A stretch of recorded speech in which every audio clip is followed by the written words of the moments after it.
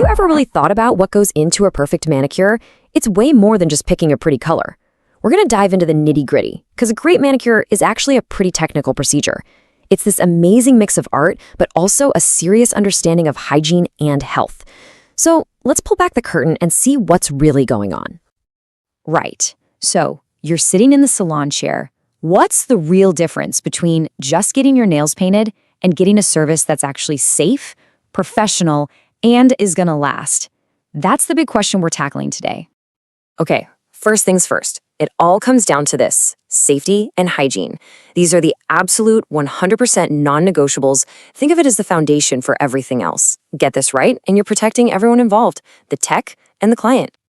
All right, let's get into something that seems super simple, but is actually critical: gloves.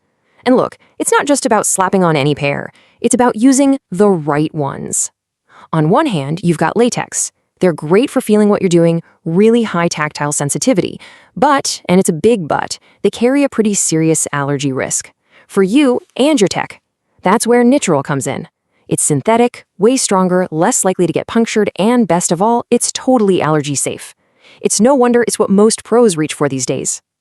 Yeah, and grabbing the wrong gloves, it can be a huge problem. Take vinyl gloves. They're just not great at protecting you from microbes. And you know those super thin, almost see-through polyethylene ones? Those are for like light spa stuff only, not the real deal. Oh, and here's a big one. Powdered gloves are a major no-go. That powder itself can trigger allergic reactions. So powder-free, that's always the way to go. Okay, let's talk about tools.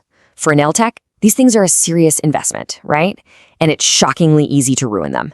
We're talking 4 really common mistakes, like not using the right disinfectant strength, or using a cheapo product, or even worse, using something that's not even made for metal.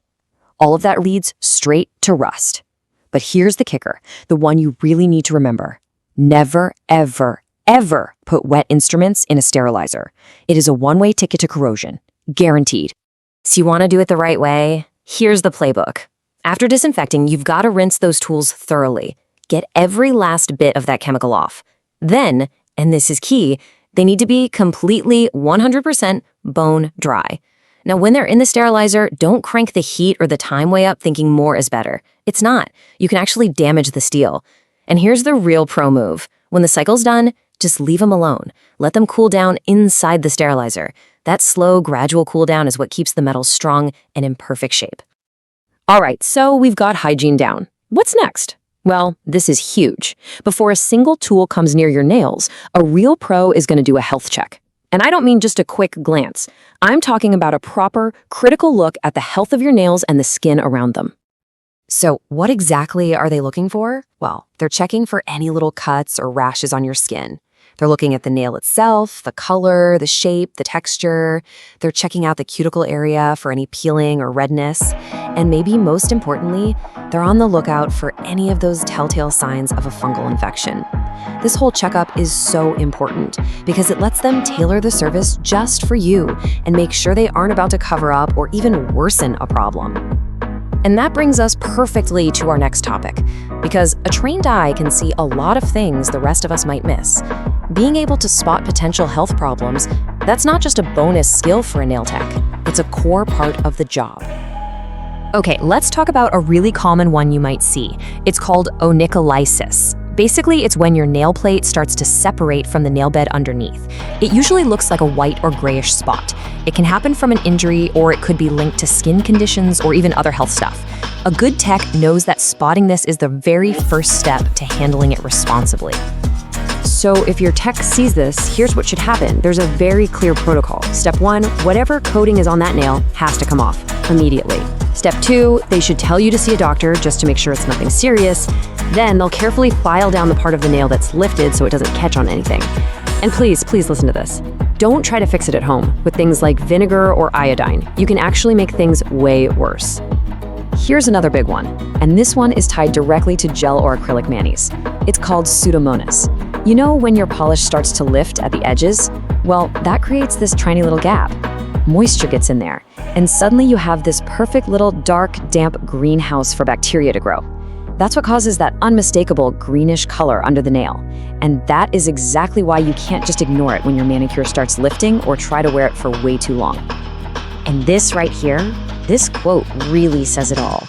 Under the coating, nail deformities may worsen and any existing conditions could progress. Think about that. Putting polish over an unhealthy nail isn't a fix. It's not just hiding the problem, it can actually make it so much worse. And honestly, there are so many other things a good tech can spot. You've got spoon nails. The technical term is koilonychia, which can sometimes be a sign of low iron. Or they might notice vertical or horizontal splitting. Every single one of these little details tells a story about your health, and it might be a clue that it's time to have a chat with your doctor. Okay, time to shift gears. Let's talk about one of the most powerful tools in a nail tech's arsenal, and also one of the most misunderstood. I'm talking about the e-file. So let's just get it out there. Are e-files dangerous? I know a lot of people have this fear, maybe from a bad experience they had once, that these things are just gonna wreck their nails. But what's the real story? Okay, let's bust some myths. The reality, in the hands of someone who knows what they're doing, an e-file is an amazing tool. It's all about precision. Here's the deal. It should never, ever hurt. If it does, something is wrong. It doesn't weaken your nails if it's used the right way. And that precision is key. It lets a tech get rid of just the dead cuticle skin without ever touching the living tissue or your actual nail plate. It's incredibly accurate. And for the technicians watching, look, mastering the e-file is a total game changer for your business. Yeah, it speeds things up so you can see more clients, but it also takes the quality of your work to a whole new level. The results are just cleaner, but maybe the most important part, it saves your body. It reduces all that strain on your hands and wrists, and that is everything if you want to have a long, healthy career in this industry. All right, let's get to the fun part, the finishing touches.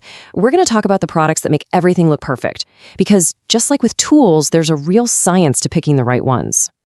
Take cuticle removers. You might think they're all the same, but they're absolutely not. If you have really thick, stubborn cuticles, you need something strong, like a fast-acting alkaline remover. But if your skin is more on the sensitive side, you'll want something gentle, maybe an acidic one with AHAs. And for those of us with really dry, brittle cuticles, there are urea-based removers that actually moisturize while they work.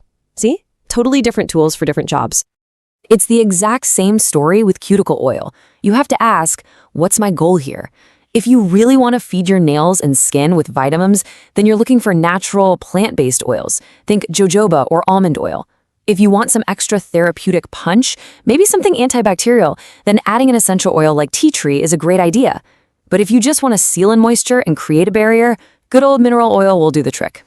So when you put it all together, it's pretty clear, right? A really great professional manicure is so much more than just a pretty color.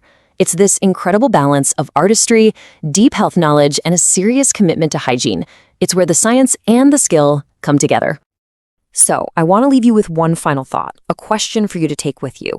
Whether you're a client or a technician, after everything we've talked about today, from the specific type of gloves to that all-important health check, what's the one thing that you're going to look at differently the next time you're at a nail appointment? Hopefully this has given you a whole new way to look at things. Thanks so much for tuning in.